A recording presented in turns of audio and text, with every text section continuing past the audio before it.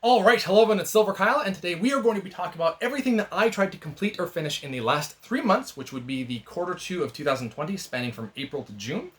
And that was a really weird 3 months because that was the beginning of quarantine where we had no idea what was going on. Honestly, I thought that at the beginning of all of this, we were going to be on quarantine for 2 to 3 weeks, maybe a month max, and then we would go back to work and everything would be back to normal. That was not the case at all. We are finally just starting to open things up here in Canada.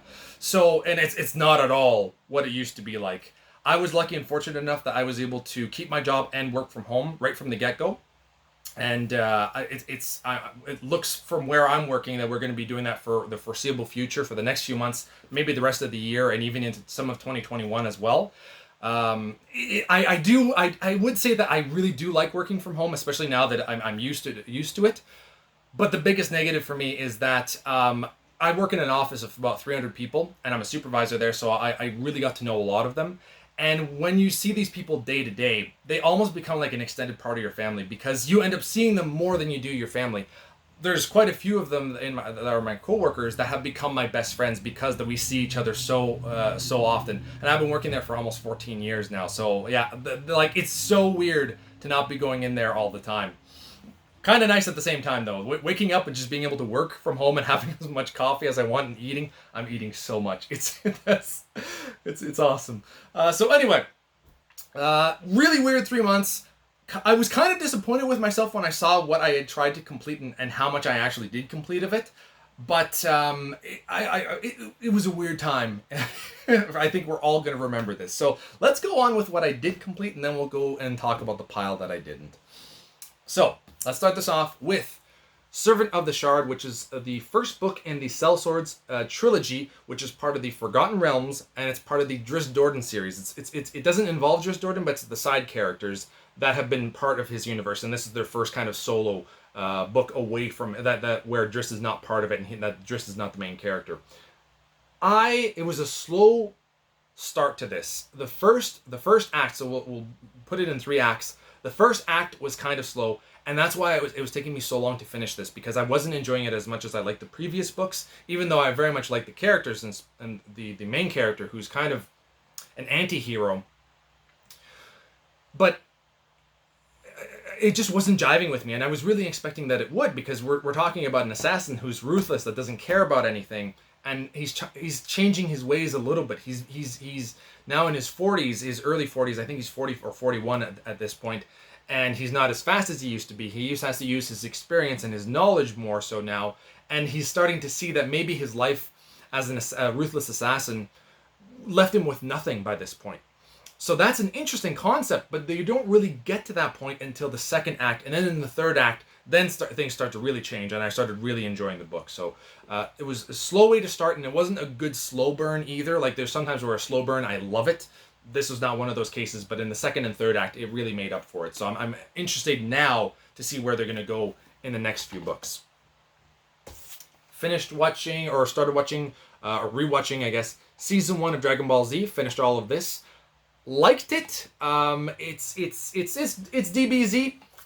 I kind of wish though now that I would have gone the Kai route. I went with the full series though because I wanted to watch everything that I watched when I was a kid.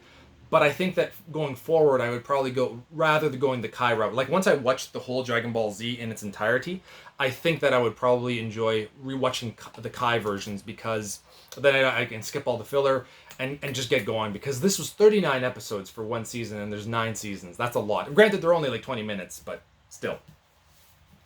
Next up, I finished Volume 2 of the Attack on Titan Colossal Edition, which is contains Attack on Titan volumes 6 to 10. Loved this. This was so good. I really got into Attack on Titan in the first Colossal Edition. At the very end, it was starting to get really interesting, and I was getting to the point where of things that I had not seen in the first season of Part 1, because that's all I had seen beforehand. And then I got into this, and it just this was so interesting. I can't wait to see what's going to be happening in Part 3. I do have Part 3, and I can't wait, of the Colossal Edition, and I can't wait to dive into that and get and see what else is going to be going on. I just absolutely am loving Attack on Titan right now. And the last thing that I completed, everything else I didn't, was the Uncanny XForce omnibus. This was amazing. This was a great read from start to finish. How they start this off, the first story arc is absolutely amazing. It deals with Apocalypse and the Four Horsemen and versus Uncanny X-Men, and they're on the moon, the blue part of the moon, so they can breathe. And I loved it. It was so good. I've never heard of Phantom X before. This was my first introduction to him, and he became, like, honestly, one of my favorite characters in the Marvel universe. I did not expect that at all. I loved his character. I never really cared for Archangel, and I still wouldn't say that I'm a huge fan, but I ended up liking him. I really didn't care about Nightcrawler, who shows up a little bit later. And same thing with Deathlok. Deathlok I've liked before. Because I've seen him in the Maximum Carnage from before when I was a kid, when I was reading some of Maximum Carnage, and I always thought that his character was interesting, and I really got to see a little bit more of him in this. But Phantom X stole this. Wolverine and Psylocke were also very good. I'd say that those would be your main three there. But there's a lot of story arcs that were really interesting. They went back to one of the worlds that was created in the 90s that has to do with the X-Men. I don't really want to spoil it, but I really liked going back to that era and seeing what that world was doing at that point. But the beginning of this, the beginning was probably my favorite. The first two story arcs, and then the other arcs were good, just not as good as that first story arc, the first two story arcs. That I really, really enjoyed them. So if you want a good omnibus to start, and you like the X-Men, you like Wolverine, you like Deadpool had some good moments in this. Obviously, he's hilarious, and they did a good job with him because what they did is they tried to give everybody a little bit of a story arc. I would say that Psylocke and Phantom X, arguably potentially Psylocke, had the biggest character changes, but I really got to see what Phantom X is like, and I really enjoyed him. But Deadpool had some really good moments in this that I wouldn't have expected from Deadpool, where he actually didn't use humor anymore. And he was an integral part in some of the big moments in this. And he did such a good job with that. In the last arc, he stole the show. So, yeah, I really enjoyed this. If you want a good omnibus to get into, that you don't really need to know anything prior to going into this, other than maybe knowing some knowledge about, obviously, Wolverine, Deadpool. If you have a little bit of knowledge about Apocalypse, it would probably help a little bit more as well. And Archangel, great read. Now let's get into what I haven't finished. Animal Crossing. I ended up putting 40 hours into this, but I have not fully paid off my house, so I don't consider myself as completed. After the 40-hour mark, my hype died down. You know, not everybody was talking about it. I didn't get into it right away. And so I know a lot of people have put in hundreds of hours, if not even thousands of hours at this point into the game. But it's not... It was fun for the time, for the first 40 hours, but then it just wasn't enough anymore. And that's, honestly, what I would compare this to is like the Harvest Moon, Stardew Valley, Story of Seasons, those kinds of games. And I find that those games are much more what I prefer in these kinds of games, like simulation type games. This, there's not as much to do. Well, there is and there isn't. It's not, the things that you're doing in this game aren't what I want to be doing. I want to be farming. I want for there to be an end goal in this. Whereas this is kind of just like, you know, getting to know your village, building your community, creating your world, and that can be fun.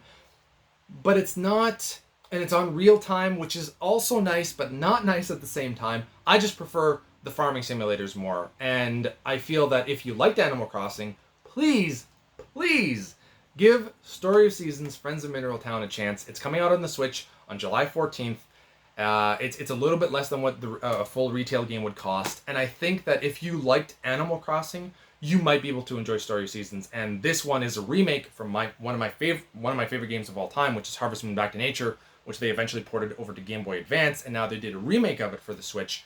And I think that you would be able to enjoy this one. It's going to be, I can't wait for it. And I just hope that so many, like, if we could get even just, I don't know, 10% of the people that have never played a Harvest Moon game that enjoyed Animal Crossing and coming over to the Story of Seasons realm, I would be so happy. Just so happy. Because I think that it beats Animal Crossing in every aspect. Not to say that Animal Crossing is bad, but that Story of Seasons is so much my kind of game. One game that I should have beaten in this time, but I didn't, is Crash Team Racing. It's like, I don't know, 5 to 8 hours or something like that, but I only played the online aspect of this, and I have not played the single player. And it's okay. I think that that's the reason why I didn't get really into it, because it does play a lot differently than Mario Kart does, obviously. But I kind of wanted it to be a little bit more like Mario Kart. I don't know. I'm gonna have to give it another try though, because I do like. I like it's all different courses to me, right? That's the nice thing about it. Whereas Mario Kart 8 Deluxe, I played it on the Wii U version. I played a lot of it back then, so it's we need a new Mario Kart. We need Mario Kart 9 is essentially what I'm getting to. There's one other game here that I didn't touch at all either, and that's Star Wars Jedi Fallen Order. I don't know when I'm going to start this now. I don't think I'm going to be putting it in my backlog for the next 3 months. I don't think. Next up is The Girl with the Dragon Tattoo. I completely forgot that I was supposed to watch this, so I'm going to definitely roll this into the next one. And then Dragon Ball Z Seasons 2 and 3, I didn't watch this. I will probably roll this over because I did finish Season 1, so might as well keep going. Yeah, I'm excited to get into this because I haven't seen them in so long. The Hardy Boys book, I just didn't get back into it. It's weird that I went through the first 2 books and I really enjoyed them. Well, not really enjoyed them. Because the stories are so old. Like, they were written in the 1920s. I think and then they updated them in the 50s or 60s so that they're a little bit more modern. But it's still very different from what I grew up with. And I think I just need to read more modern Hardy Boys books, or like stuff from the 70s and 80s, because that's what my father started reading those Hardy Boys books to me. So anyway, and The Nanny, didn't read this at all. I think I might move this into the next one. And then Avengers versus Thanos, that's another one that I didn't pick up at all. I just, where I was last time is what I had read, and it's really unfortunate because I would love to read this, but it's just I would read it and I'd just be like, I don't care, because I think we're in the Captain Marvel stuff, and I don't care for Captain Marvel. Actually, the one that I'm on is Thing and Iron Man, so maybe I would read that, but I think that there's more Captain Marvel down the line. And I just don't care. Oh no, it's Daredevil after that. Maybe I can get into this. There's a chance. I just did not care about Captain Marvel at all. I didn't think that his character was interesting. Yeah, it's Daredevil stuff. Okay, we got a chance then. There's Captain Marvel later on. No, I don't care about Captain Marvel. Alright, that's it. So we'll see how I do next time around. I know already what I kind of want to be working on in the next 3 months, so that'll probably come out next week of what I'm planning on doing. And thank you all for watching. Let me know in the comments below what you've been working on in the past 3 months, and we'll talk to y'all next time. You've been bearded in. Ooh, I almost dropped that. Ooh, this is not good. Beardage.